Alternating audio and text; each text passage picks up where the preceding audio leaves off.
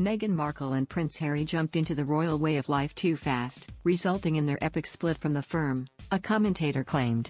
Meghan and Harry are preparing to take some time off following the birth of their first daughter, Lilibet Diana Mountbatten, Windsor.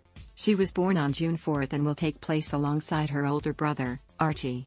The couple had been tirelessly pursuing ways of generating an income after their tremendous fall out from the royal family.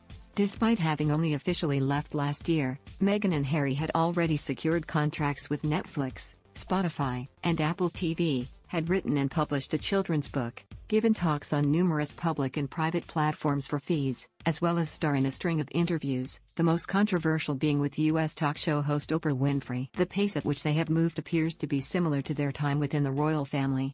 Just months after marrying, and only 2 years after meeting, the pair shot off on a tour of Australia and New Zealand. Speaking just after Megxit, and Gripper, royal commentator and host of podcast, Pod Save the Queen, noted how Meghan and Harry had rushed into things, something that might be attributed to their succumbing to the intensity of the spotlight. After fellow host Russell Myers noted how popular the Duke and Duchess had been on that tour, Ms. Gripper asked, "Do you not look back at that tour now and think, actually maybe they were going at it a bit too fast? We have talked a bit about, maybe they should have eased themselves into royal life at the beginning. Maybe it wouldn't have become so overwhelming. The way you're talking about that tour now, it sounds intensely full on. It's not a good way to be working."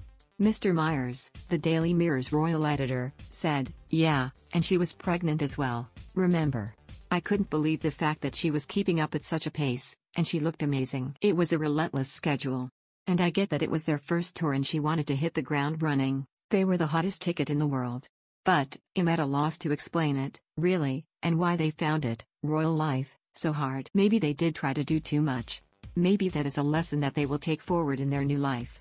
They went on to note how Kate, Duchess of Cambridge, has only in the last 3 years been thrust into public life, despite having been a royal for 10 years and being the future queen consort. Alongside his new contract offers and private endeavors, Harry has also been given various jobs in the U.S. technology hub of Silicon Valley. At BetterUp, a mental health professional coaching, counseling, and mentorship company, he will fulfill the role of Chief Impact Officer. Elsewhere, the Aspen Institute has appointed him to its new Commission on Information Disorder, helping to combat what he described as an avalanche of misinformation. Meghan's new children's book, The Bench, was published last week by Penguin Random House to largely negative reviews.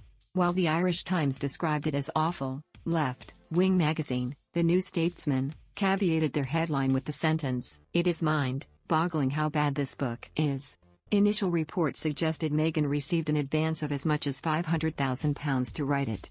Meanwhile, controversy has stirred around the introduction of Lilibet to the rest of the family. Close friends of Meghan and Harry are reported to have told the media that the Queen met Lilibet via video call. Yet, palace insiders quickly denied that any such meeting had taken place. It is yet another dramatic turn of events for the royal family, as reports now suggest the Queen is willing to depart from her family's entrenched policy of never complain, never explain, according to the Mail on Sunday.